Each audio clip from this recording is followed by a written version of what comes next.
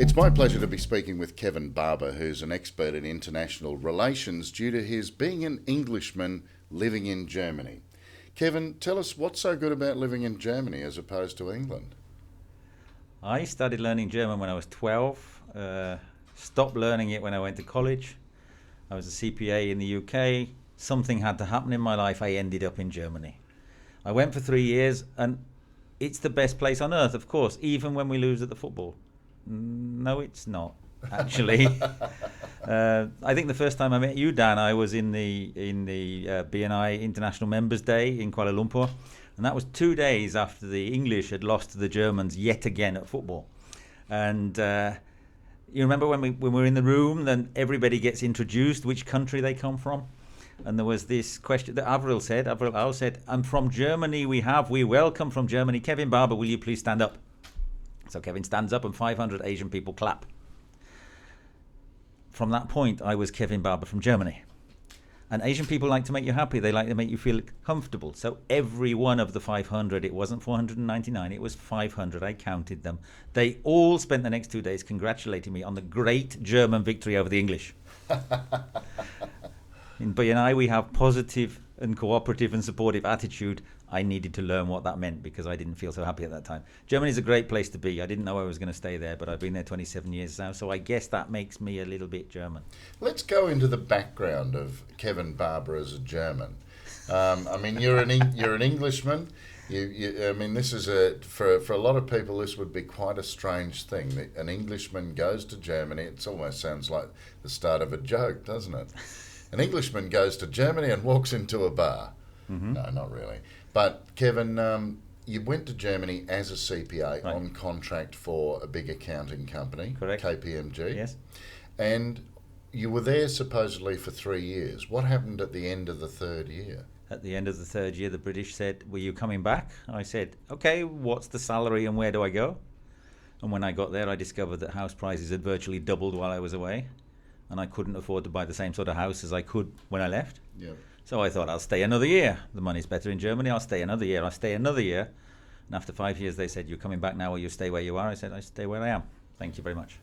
So were you still working for them? I left KPMG after about 5 years because the point had come where a change was necessary, and as happens in audit so many times, you work for a client, you do good work. You see that the client's staff are being paid 3 times what you're being paid. Somebody headhunts you or requests that you go and join them. And I did. I moved into industry. I moved to a Scottish plastics company which had a subsidiary in Germany. So, speaking German, you said that you started learning German at 12, but there's a difference between learning it and being able to speak it. When did you realise you were fluent? Or would some German people say you're not? I think most of them would say I am. There's a few things I still get wrong, which makes it. Mr. Barber says it like that, but apart from that, I'm pretty good. I can remember coming to Germany the first day, and when you move to a different country, even if you command the language, you are preparing yourself all the time.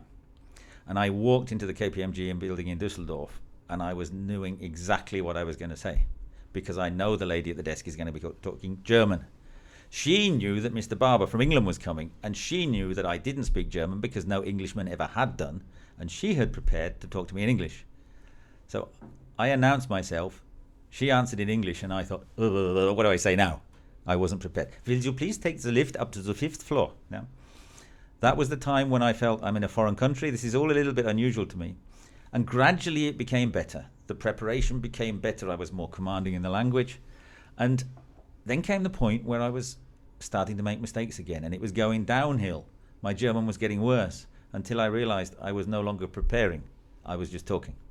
And it's only by living in a country that you can master the language. You can't master it outside that country. So talking when you're living in a country, you get a lot more nuance in terms of, the accent and the way people, there will be different kinds of accents that people have even in Germany, I would suspect. Very many. Yeah. How many have you come across? I can't tell you how many, but I know it's certainly in the certain south part of Germany, in Munich is a very strong accent. The people in the other part of the south, namely my region, look at the Munich people, look at the Bavarians and say, they're different to us. Yeah. It's quite interesting. People like myself can go anywhere and we're just a little bit different, but we're accepted. Somebody from Munich in Berlin would not be accepted perhaps quite as well as somebody from England in Berlin and Munich. Quite an interesting situation. So international relations is something that you have to practice all the time now, isn't it? What are the top 3 things do you think that you'd need to be good at in order to be good in international relations? I don't know whether it's the top 3 things. 3 things that come to mind. 3 things that come to mind for you. I think one of them is, obviously you need to have some command of what one person has to have a command of another person's language. The person whose command is stronger probably needs to talk a lot more slowly than he normally would do. I think both of us know Michael Mayer very well. Michael Mayer is a brilliant friend of mine. He's German National Director, together with Harald Leis. Michael speaks German very quickly, and sometimes even I, after 5 or 6 years, have to say, slow down, I can get you. So I think, yes, speaking slowly, listening carefully, and accepting the fact that in some cultures, things might not work in the same way as you do. Something I can say to you as an Australian might come across totally different from somebody to somebody from Asia, who would then find me very, very forceful, very quick, very, perhaps a little bit arrogant. It's an interesting thing to have to realise that sometimes your natural way of speaking and doing things is not necessarily what is good for anyone else, is it, in an international context? And the value then comes if you have people around you who are actually prepared to give you that feedback. Because when you're in an international situation, when you're in a national situation, if you are talking to people from a different country, they are also being very polite, they are being very respectful, they're probably not telling you they didn't understand. They are nodding. Yeah? Somebody says a word you didn't know and it sounds like you should do, and you're going to feel a bit stupid if you don't know it, you're probably going to nod. So what's the funniest thing you've actually said that was actually the wrong word, that has made you sort of think, oh no, I wish I didn't say that? There is a German expression for very humid weather, which is the word schwül. Ich fühle mich schwül heute, oder es fühlt sich schwül an heute. Schwül is humid, hot, sticky. That is SCHWUL with the 2 little dots on the U. The umlaut. Schwül. There is another word for a gay person who is schwul.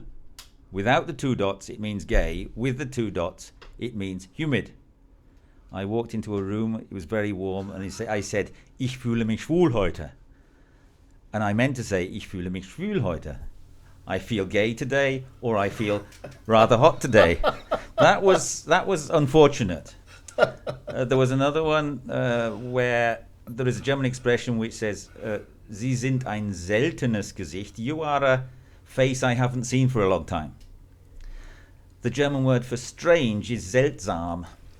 So I didn't say, Sie sind ein seltenes Gesicht. I said, Sie sind ein seltsames Gesicht. Not you are an unusual face, but you are a strange face. And I was corrected each time. Fortunately, if you say it with a smile, people say, I don't think you actually meant to say that. Can I give you a little bit of advice? So how long does it take to become really proficient at another language, do you think?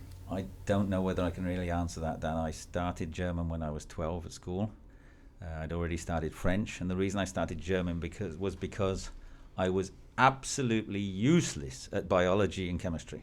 And as soon as I had the chance to give them up and do German, I did. So that was when I was 12. I am 20 years old, 54 now. 42 years of practice, 27 of them in a country where it's spoken every day. That's got to be enough. Having said that, for some people, it's not enough. I can't answer the question and be convinced I'm right. Only practice in the foreign country. They say you have to have a girlfriend or a boyfriend from that country. I never did. So I'm sure that would have made it easier. That's not to say, people, that he's not married. It's just that his wife comes from a different country. Thank you for correcting me on that. How much experience does a person need to become adequate even in international relations? I guess it depends on which part of the world you're talking about. An expert on international relations, I spend a lot of time with BNI. BNI is an organization with members in 48 countries. My wife is from Asia. I enjoy traveling, naturally travel because of work and because of family. Have done for a long time. So from that point of view, I think if you set out to become an expert on dealing with people internationally, it probably all goes wrong. It's just a question of being in that situation for long enough, meeting people often enough. I'm at the moment at the BNI International Directors Conference in Long Beach, and I think today we have spoken to people from 10 or 12 different countries. And simply by dealing with people from those countries, you notice there are differences. You notice there are differences in tone, there are differences in the way people greet each other, there are differences in the handshake, there are differences in respect to each other. Everybody within BNI is friendly, everybody within BNI is helpful, but there are still differences, and I don't know whether you can learn it. I guess you probably can, but I never did. Language barriers and cultural barriers? Not sure that the barriers are there, but language differences and cultural differences certainly. And I think that the most important thing to ask people is if they feel comfortable with the situation they were in. A comment or a phrase that I've picked up a lot and used a lot within my BNA work is you often find yourself saying sorry to somebody, or you find that you've said something which has been understood in a different way to what you intended. I don't know whether it's the same in your business, Dan, but I think 90% of my daily problems come from somebody somewhere having understood something differently to the way it was intended. So communication, misinterpretation, unfortunate communication, Yeah. or unfortunate understanding. And if I say something that you didn't understand correctly, then it might be your fault, but the chances that you want to hear it's your fault are fairly slim. So I would prefer to say, I'm really sorry if what I said to you arrived at you in a different way than I intended. You're quite happy to see me say sorry then, so you think I've apologized. In fact, I'm sorry for the fact that I got it wrong in the communication.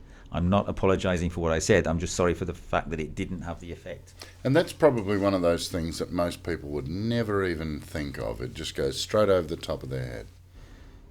I think that's true, and I think also you see the situation, we're all dealing with business people every day. Business people who have built up their own businesses over years are not traditionally people who don't have a confident approach. They are normally fairly confident that what they are doing is right. They don't always want to be corrected or listen to feedback. And the way you give feedback is really, really important to being accepted as an international person. Yeah? If you come across arrogantly because of your voice, the way you speak your language, that doesn't help people liking you. What are some common problems that people experience when they're dealing internationally that you've come across? I think it's a question of language, to be honest. It's very, very important to show people that you respect their language and you respect their culture.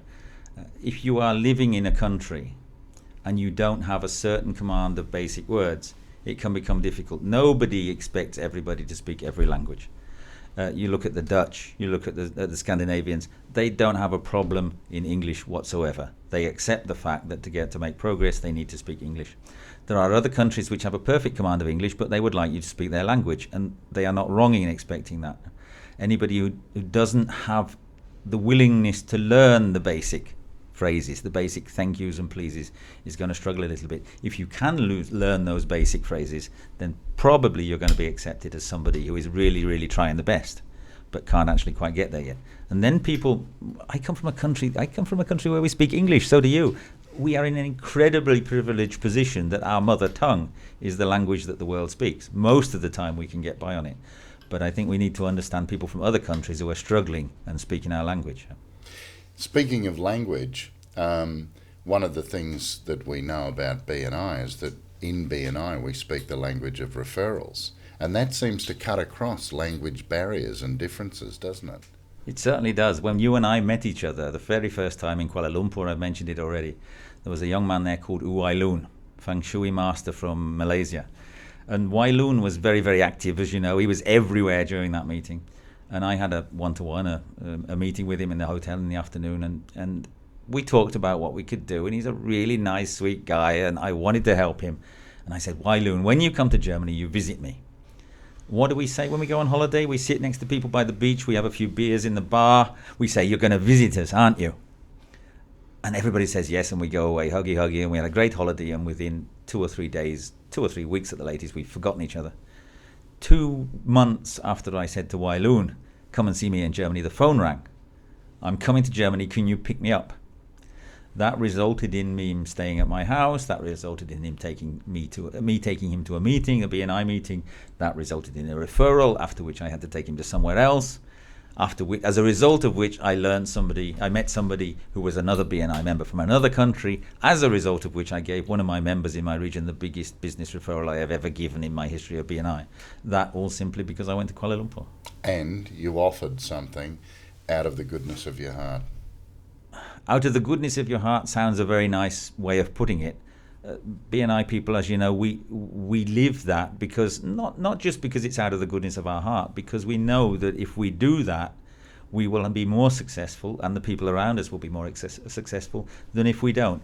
So I think, what are we doing in business? We are looking after ourselves, we're looking after our family, we're looking after our future. We're not just doing it because we're goody-goodies. We're doing it because we understand it's the best way to do business, the most effective way to do business, the cheapest way to get new business, and the most fun way to get new business. Kevin, where can people find out more information about you, and particularly your next project, which I'm going to move on to in just a moment? Where can they find more information about me? I have not been in the public limelight until recently. Yes, I'm on LinkedIn. Yes, I am on the European version of Sing. Yes, we have a BNI Germany Southwest website, which is bni.west.de,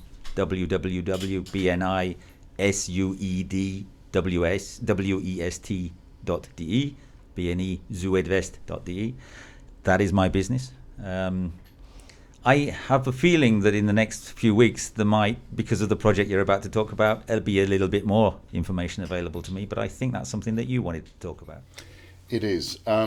Just briefly, before we go, how can people contact you? What's your email address? KB for Kevin Barber at bni-suedwest.de. bni-suedwest.de. Kevin Barber, thank you very much for your time and talking about international relations today. Thank you, Dan.